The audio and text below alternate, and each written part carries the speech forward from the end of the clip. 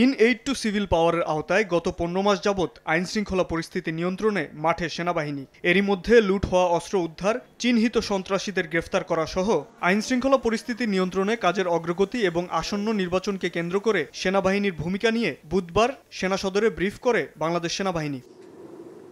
সেনা কর্মকর্তারা জানান, আসন্ন নির্বাচনে সরকার ও নির্বাচন কমিশনকে সর্বোচ্চ সহযোগিতা করতে প্রস্তুত সেনাবাহিনী। সারা দেশে প্রায় 1 লাখ সেনা সদস্য মোতায়েন থাকবে। ক্ষেত্র বিশেষে আসন ভিত্তিক ক্যাম্প করার প্রস্তুতি নিচ্ছে সেনাবাহিনী। আমরা 90,000 থেকে 1 লক্ষ সেনা সদস্য মাঠ পর্যায়ে আমরা নিয়োজিত করব, যেটা এ যাবৎকালের সর্বোচ্চ। এবং আমাদের পরিকল্পনায় জেলা পর্যায়ে, উপজেলা পর্যায়ে, এমনকি ক্ষেত্র বিশেষে আপনার আসন ভিত্তিক আমরা ক্যাম্প স্থাপন করে যথাসম্ভব এই আইনশৃঙ্খলা পরিস্থিতি নিয়ন্ত্রণে রাখার চেষ্টা করব।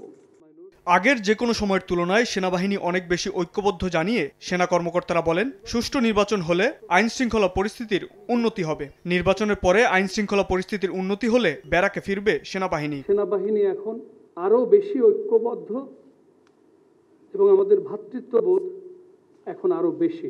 আমরাও চাই একটা সুষ্ঠু নির্বাচন অনুষ্ঠিত হোক এবং আমরা সেনানিবাসে ফেরত আসতে পারি। ব্রিফিংয়ে আরও জানানো হয়, মানবতা বিরোধী অপরাধ ও গুমের মামলায় 15 জন সেনা কর্মকর্তার বিচার আইসিটি আইন এবং সেনা আইনেও সম্ভব। সেক্ষেত্রে সরকারের সিদ্ধান্তকে প্রাধান্য দেবে সেনাবাহিনী। দেশের যে প্রচলিত আইনগুলো আছে সেটার মধ্যে যেভাবে বিচার হবে, আমরা চাইবো যে সরকার একটি স্বচ্ছ প্রক্রিয়ার মাধ্যমে বিচারটি সম্পন্ন করবে। যদি এটা আর্মি অ্যাক্টের অধীনে বিচার করতে বলে তাহলে আমরা করতে পারবো, সেভাবে আমরা প্রস্তুতি নিচ্ছি।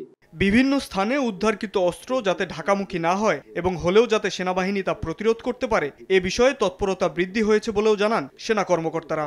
আইনি প্রক্রিয়াগত শাবাব ওয়াসি, সময় সংবাদ, ঢাকা।